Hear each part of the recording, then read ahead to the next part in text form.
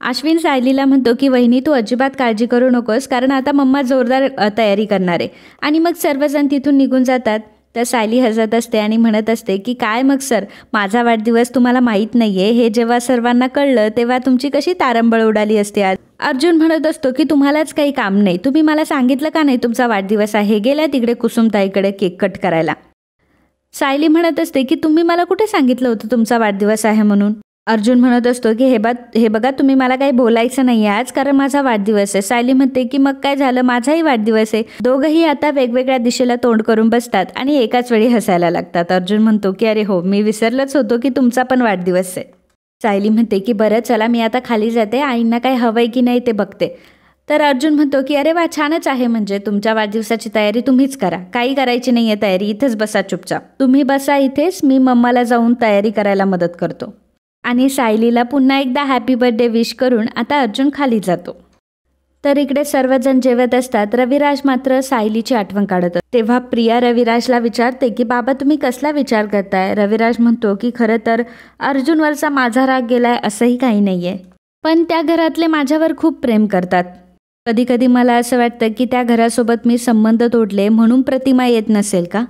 मला असं वाटतं की मला काळजी होती ती तन्वीची, परंतु आता तन्वीही तन्वीच्या आयुष्यात पुढे जाते, विपुलसोबत लग्न करते, मग मला प्रॉब्लेम काय आहे. मला असं वाटतं की आपणही झालं गेलेलं विसरून जावं. आता पूर्ण आजीला चांगली नाचसून मिळाली, आपणही ॲक्सेप्ट करावं. प्रिया मनात विचार करत असते की बापरे, आता याला सायली चांगली वाटायला लागली. सायली जर याला चांगली वाटायला लागली तर माझं काही खरं नाही. काय करावं मला काही सुचत नाही आहे. आणि असं म्हणून तिला समोर पाण्याचा ग्लास दिसतो.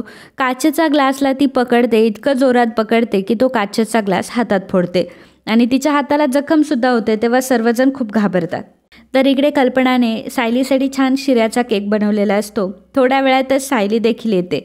सायली छान रेडी होऊन आलेली असते. तर अर्जुन हा सायलीकडे बघतच असतो. बाकीचे सर्वजण सायलीला विश करत असतात, परंतु अर्जुन मात्र सायलीकडे बघत असतो. आणि मग अश्विन अर्जुनला जोराचा धक्का देतो. तेव्हा कुठेतरी अर्जुन भानावर येतो. तो देखील सायलीला विश करायला लागतो. नंतर एक एक करून सर्वजण सायलीला विश करतात. सायली म्हणत असते की किती छान तयारी केली तुम्ही एवढ्या कमी वेळात. त्यानंतर कल्पना सायलीचं औक्षण करते आणि सायलीला गिफ्ट देते. कल्पना सायलीला सोन्याचे कानातले देत असते. तेव्हा सायली म्हणत असते की नाही आई, मला नको हे गिफ्ट. कल्पना म्हणते की नाही, हे हक्काचं आहे तुझ्या. माझ्या आईने अर्जुनच्या बारशाला मला दिलं होतं आणि ते आता मी तुला देते, प्लीज घे. तेव्हा सायली ते गिफ्ट घेते.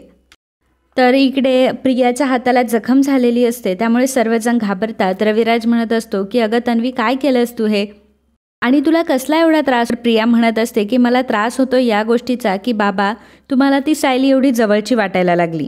अहो तुम्हाला नाही माहीत, मी तिला लहानपणापासून बघते. सर्वजण तिला तिकडे भुलताय, परंतु बाबा तुम्ही कसे काय भुललात हो तिला. सुभेदारांनी माझी स्वप्न नाकारली तरी सुद्धा तुम्हाला त्यांच्यासोबत संबंध जोडायचेत का. तर इकडे सायली ही कल्पनाच्या पाया पडत असते. तेव्हा कल्पना म्हणते की तुझी सगळी इच्छा पूर्ण हो आणि तुझ्या वाट्याला फक्त सुख येऊ. कल्पना अस्मिताला म्हणते की अस्मिता चल आता तू ओवाळून घे. अस्मिता म्हणते की मी नाही ओवाळणार तिला. तर कल्पना म्हणत असते की तुला सांगितलं ना ओवाळायला. प्रताप म्हणतो की आईने सांगितलेल्या सगळ्या गोष्टी ऐकायच्या आणि ती रीत आहे, तुला ओवाळावंच लागेल. त्यामुळे अस्मिता सायलीला ओवाळत असते, परंतु खूप जबरदस्तीने ओवाळत असते. तेव्हा अश्विन म्हणतो की अगं निदान फोटो तरी चांगले येतील म्हणून तरी ओवाळ. आणि मग लगेचच अस्मिता खोटं खोटं प्रेमाने सायलीला ओवाळायला लागते. अर्जुन म्हणतो की बरं मम्मा ऐक ना, मला सुद्धा सायलीचं औक्षण करायचंय. अस्मिता म्हणते की उगाच काही रीत सुरू करू नको, तुला औक्षण सुद्धा बोलता नाही येत आणि चालला औक्षण करायला.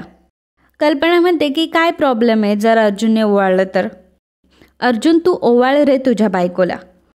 तर सायली मनामध्ये म्हणत असते की सरांच्या डोक्यात हे काय खूळ आलंय, म्हणजे नवऱ्याने बायकोला ओवाळावं, परंतु जर बायको खरी असेल तर ओवाळावं ना. आणि मग अर्जुनने सायलीला ओवाळण्यासाठी ताट हातामध्ये घेतलेलं असतं. कल्पनाने सांगितल्याप्रमाणे अर्जुन सायलीला ओवाळत असतो. अर्जुन सायलीला ओवाळत असतो. खूप प्रेमाने तो सायलीकडे बघत असतो, परंतु सायलीच्या मनात मात्र असंख्य प्रश्न असतात. अर्जुनचं ओवाळून झाल्यावर कल्पना सायलीला विचारते की काय ग सायली, काय झालं, तुझ्या डोळ्यात पाणी का आहे. विमल म्हणते की वहिनी ते आनंदाश्रू आहेत, कारण एवढं प्रेम करणारा मुलगा एखाद्या भाग्यवान मुलीलाच मिळतो.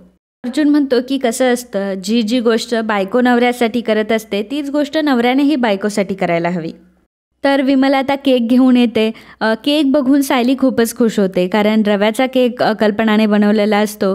तर ती कल्पनाला म्हणते की आई, तुम्हाला कसं काय माहिती की मला रव्याचा केक आवडतो म्हणून? मी आश्रमात दरवर्षी रव्याचा केक कापायचे, परंतु यावर्षी कुसुमताईने काहीतरी वेगळं म्हणून कुकरमध्ये केक बनवला होता. पण बरं झालं तुम्ही हा म्हणजे माझा रव्याचा केक कापायचा नियम काय मोडला नाही. आणि मग सायली केक कापते. सर्वजण सायलीला केक भरवतात आणि मनात विचार करत असते की खरं तर ही माणसं माझी कोणीच नाही आहे, तरीही माझे जवळचे माणसं होऊन गेलेत. थँक्यू अर्जुन सर, की तुमच्यामुळे मला एक कुटुंब मिळालं.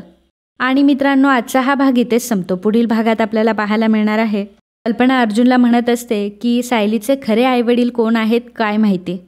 खरं तर तिला तिचे आईवडील शोधून देण्याचं कर्तव्य आमचं आहे आणि आज पहिल्यांदा आम्हाला आमचं कर्तव्य पार पाडता नाही आलं. अर्जुन सायलीला म्हणत असतो की आपण हे प्रूव्ह केलंय की साक्षी 1.5 तास पार्टीमध्ये नव्हती. आता आपण हे प्रूव्ह करायला पाहिजे की त्यावेळी ती आश्रमातच होती. सायली म्हणत असते की तुम्ही काही काळजी करू नका सर, सगळं काही आपल्या मनासारखंच होणार. अर्जुन मनामध्ये म्हणत असतो की खरं तर मी हे सर्व तुमच्या खुशीसाठी करतोय, म्हणून मी आश्रमात फक्त साक्षीबद्दल क्ल्यू शोधणार नाहीये, तर मी तुमच्या वडिलांबद्दल सुद्धा क्ल्यू शोधणार आहे. तर मित्रांनो, असेच ठरलं तर मग या मालिकेचे डेली अपडेट बघण्यासाठी आत्ताच आपल्या चॅनलला सबस्क्राईब करा. आणि हा व्हिडिओ जर तुम्हाला आवडला असेल तर व्हिडिओला लाईक आणि कमेंट करायला अजिबात विसरू नका. धन्यवाद.